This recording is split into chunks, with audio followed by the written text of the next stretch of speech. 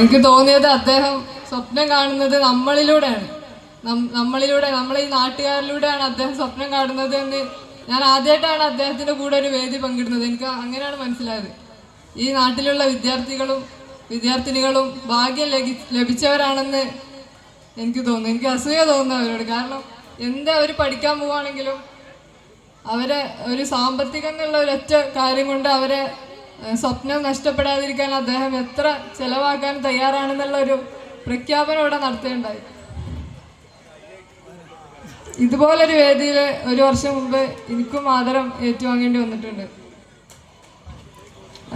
LLB കഴിഞ്ഞ് കേരള ഹൈക്കോടതിയിൽ നിന്ന് അഭിഭാഷകയായി എൻറോൾ ചെയ്തപ്പോൾ ഇതുപോലൊരു വേദിയിൽ തന്നെ ഒരു വർഷം മുമ്പ് അത് എനിക്ക് മറ്റ് വിവിധ രാഷ്ട്രീയ പാർട്ടികളിൽ നിന്നും സംഘടനകളിൽ നിന്നും കിട്ടിയ ആദരത്തിനേക്കാളും വലുതായിട്ട് ഞാൻ കാണുന്നുണ്ട്. അപ്പോൾ എനിക്ക് തീർച്ചയായിട്ടും തോന്നുന്നത് ഇന്ന് നമ്മളെ വാളക്കുട അങ്ങാടിയിൽ നിന്ന് ഒരു ഡോക്ടറേറ്റ് നേടിയ കുട്ടിയെ വരെ ആദരിച്ചു. നമ്മുടെ നാട്ടിൽ നിന്ന് അങ്ങനെ ഒരു കുട്ടി ഉണ്ടായി. അത് ബാക്കിയുള്ള കുട്ടികൾക്കൊരു പ്രചോദനമാണ്. തീർച്ചയായിട്ടും ആരും പോകാത്തൊരു മേഖലയിലേക്ക് ഒരാൾ കാലെടുത്ത് വെക്കുമ്പോൾ അത് മറ്റുള്ളവർക്കും കൂടി പ്രചോദനമാണ്. തീർച്ചയായിട്ടും ഇനി ഒരുപാട് പേര് വിവിധ മേഖലകളിൽ നമ്മളെ നാട്ടിൽ നിന്ന് വളർന്നു വരും എന്നുള്ള കാര്യം ഉറപ്പാണ്.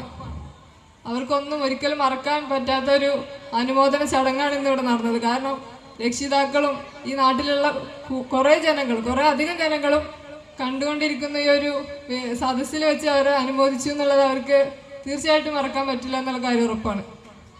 എന്തായാലും കൂടുതൽ പ്രതീക്ഷകളുമായി മുന്നോട്ട് പോയിക്കൊണ്ടിരിക്കുന്ന വിദ്യാർത്ഥികൾക്കും ഈ മാർഗദീപം സെന്ററിനും എല്ലാവിധ ആശംസകളും നേർന്നുകൊണ്ട് ഞാൻ നിർത്തുന്നു.